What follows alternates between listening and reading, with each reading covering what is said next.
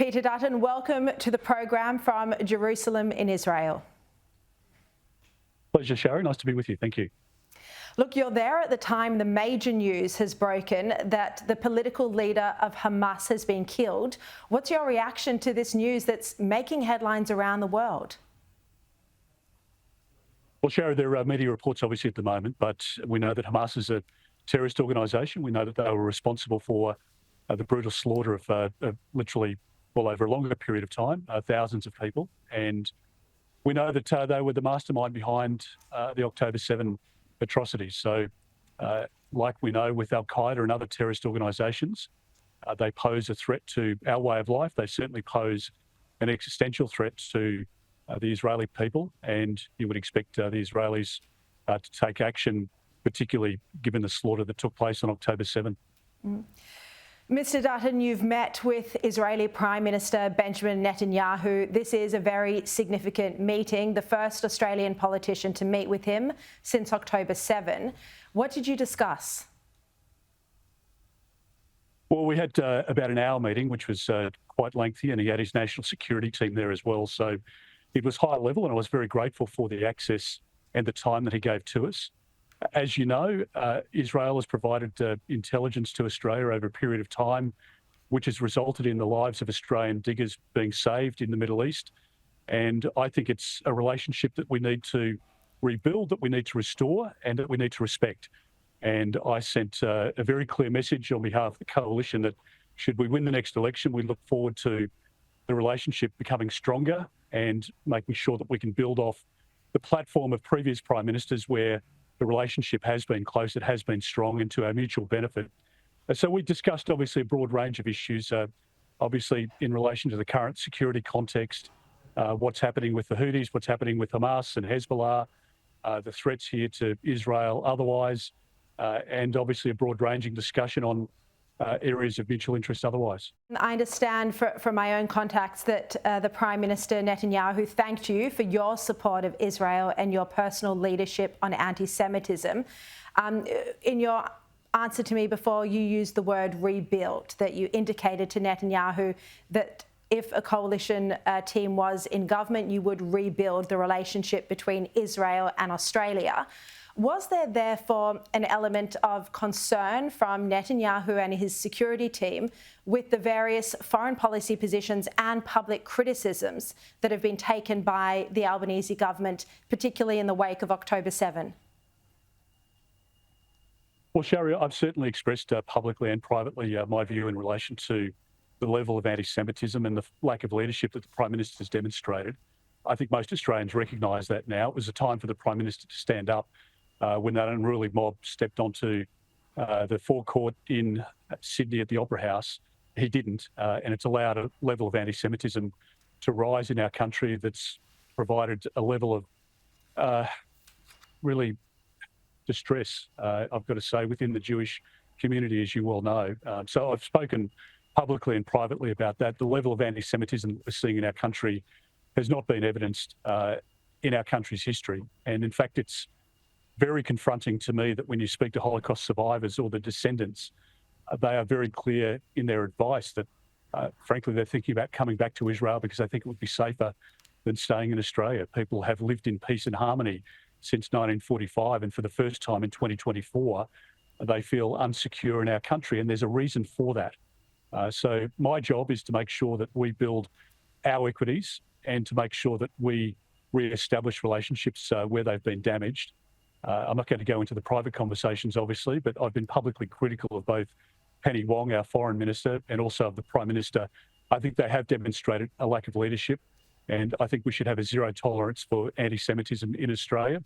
That's been a consistent message from the coalition since October 7, and we won't be deviating from that path. I understand that there was a sense out of your discussions that these threats that we're seeing aren't just a threat to Israel, but a civilizational battle that's raging in the West as well. Was that a theme, not just with your discussion with Netanyahu, but also with the Israeli President Isaac Herzog? Well, it's certainly a broader theme, and I think it's a very valid one. I think in the West, we need to realise that our civilization as we know it, our democracy, our rule of law, the adherence to international law, all of that is under threat. And it is a time for Australia to reassess where we are in the world, to make sure that we align ourselves more significantly with our partners. The AUKUS deal with the United States and the United Kingdom was integral to us forming a stronger alliance with those two countries, but so too when the coalition government was in power. We were able to bring together the Quad with Japan and India, as well as the United States. All of those relationships are vital, but so too is the relationship with Israel. They're our closest ally in the Middle East. And as I say, they've been a force for good in terms of providing support to our interests in the Middle East over the course of the last couple of decades. And we shouldn't neglect that. We should never forget it. What sense of determination did you get from Netanyahu and his team about the urgency of securing the release of the hostages and also the need to eliminate Hamas? Well, Sharri, it's a great question. I mean, as we know, there are still 115 people who are held in captivity, who are buried away in tunnels. We don't know how many are alive, how many are dead, what brutality they've experienced at the hands of these terrorists, and the barbaric acts we saw when we visited the kibbutz and the Nova music festival site yesterday. They're horrific scenes. Young people who are butchered. We've seen the videos, the body cam footage of some of the terrorists that was recovered, hunting people down in the streets, going in, murdering children and women, abducting people and taking them back as hostages. So I have to say, as you would expect from the President down, the Prime Minister down here, they are absolutely determined to make sure that they can keep the people of Israel safe and secure, to make sure that there's not a reoccurrence of what we saw on October 7. And they have the capacity to do that. Prime Minister Netanyahu, as you know, has been an experienced hand, and I think it's valued here in Israel in terms of making sure that they can meet the threats and stare down the threats that are existential to people here. When we hear the chants of river to the sea, this is where I'm standing. They want to drive people from their homes here, literally into the sea, off the map. And so you can understand why they take so seriously the issue of safety and security here. Look, we're showing people at home at the moment footage of you visiting the site of the Nova Music Festival. What was that like for you, Peter Dutton, going to that site of the massacre where so many people were just killed in cold blood? Well, it was, to say it was confronting is just an understatement. We'd watched the classified videos before, as I said, and it showed literally the killing of these innocent young people at the festival, but elsewhere in the attack as well. So to have that image in your mind as you go there and physically walk the ground, there's just nowhere to hide. It's flat ground. You've got thousands of people shouting and chanting and firing shots. They were particularly well armed, as we know, and people were just mowed down. They were trying to escape into their cars, and the footage of them being shot as they were approaching checkpoints that Hamas had set up.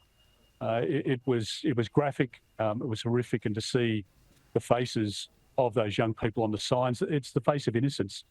These people don't have a political axe to grind. In fact, many of them are younger people, probably left-leaning, very sympathetic to the Palestinian cause, would have been, in the case of those involved in some of the kibbutz activities, providing support, financial support to some people in the Palestinian territory as well. So it doesn't make any sense, but most acts of barbaric, dehumanised conduct from terrorist groups, I mean, they don't make sense. We saw it, and we still see it today with IS, and we've seen it over a long period of time, the senseless attacks on men and women, on people of Islamic faith as well, who were slaughtered by Hamas.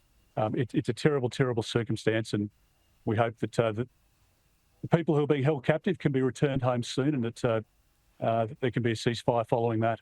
Yeah, absolutely.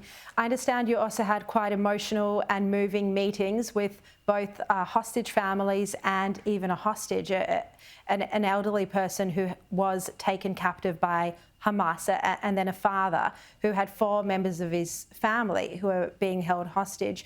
What were those meetings like for you? You know, speaking to those people who are actually dealing with the reality of not knowing if they're ever going to see their family members again. Well, again, I mean, it was raw emotion, and you could see the pain in their eyes. The elderly lady that we spoke to had been released, but she obviously had gone through an unbelievable experience that I didn't ask her to share, and I don't want the graphic details. I could see the pain that she'd been through as she was speaking about the initial attack. And when you look at the father and you see the father holding up the photos of loved ones that he just wants back. These are innocent people. As I say, they're not soldiers. They're not political players. They're not people who are anything other than young people enjoying their lives, and that they're still held captive, particularly for the young girls, not knowing what sort of brutalisation takes place. But that's the reality of their life. It's incomprehensible as a parent, and I really felt for them during our discussions, and it was a very moving exchange, as you say. Look, you've been in Israel about 3 days now. You've had many high-level meetings and meeting with local community leaders as well. Has there been a sense of concern and confusion about where the Israel-Australia relationship has been over the past 9.5 months?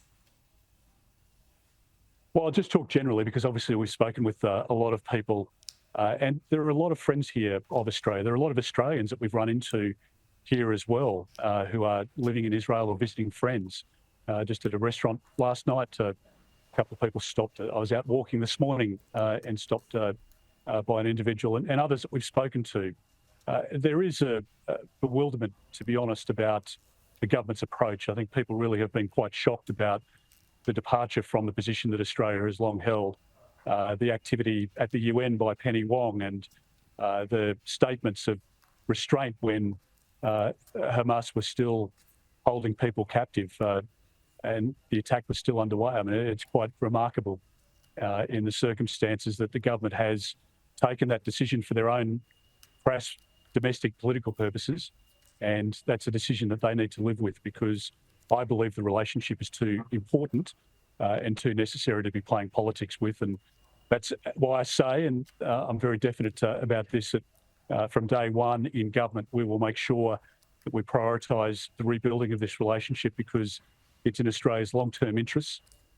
We don't know when we'll need to rely on Israel again, but we want to be a friend that's not fair weather, a friend that's there in all seasons, and that's as it should be. Mr. Dutton, I understand from my own contacts that Australia's anti-Israel media coverage and even the impartiality of the taxpayer-funded ABC was raised during your meeting with Netanyahu and Ron Dermer. I understand that Ron Dermer spoke about his own experience of being interviewed on the 7:30 report. He saw that as a hostile interview.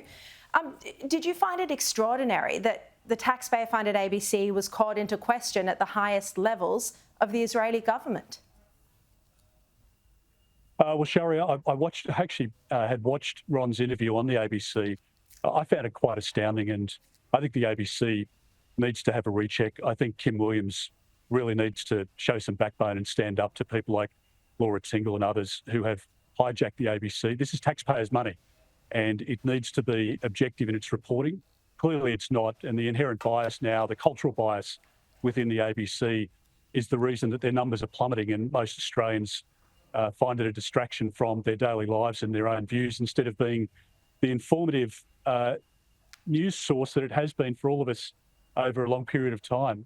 So I thought Ron did an exceptional job in that interview and pushing back. In fact, I'd encourage him to do more. But I think, yes, I mean, I think there's people who really have been quite amazed by some of the reporting, particularly the ABC, and that's been expressed to us by different people on this visit. Yeah, all right. Peter Dutton, thank you very much, not just for joining us with this exclusive interview from Israel, but also for making this trip, for bearing witness to the atrocities that have taken place, that have killed so many Jewish people, the largest loss of life in a single day since the Holocaust. It's the trip the Prime Minister should have made, like most other Western leaders did make that trip in the wake of October 7. And thank you for going there and making the trip. Thank you very much, Sharri. Take care. I appreciate it. Thank you.